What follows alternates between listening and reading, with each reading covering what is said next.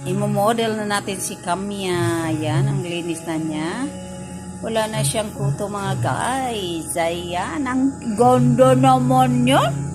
Ang ganda naman niya yung Kamya ko na yan. Ang cute-cute pa. Alo, ang ganda na Kamya. Wala na siyang kuto mga guys. Kaya, sino kaya ang gustong mag-adapt kay Kamya? Pinapa-adapt ko po ito. Kasi ang dami ko na pong tuta.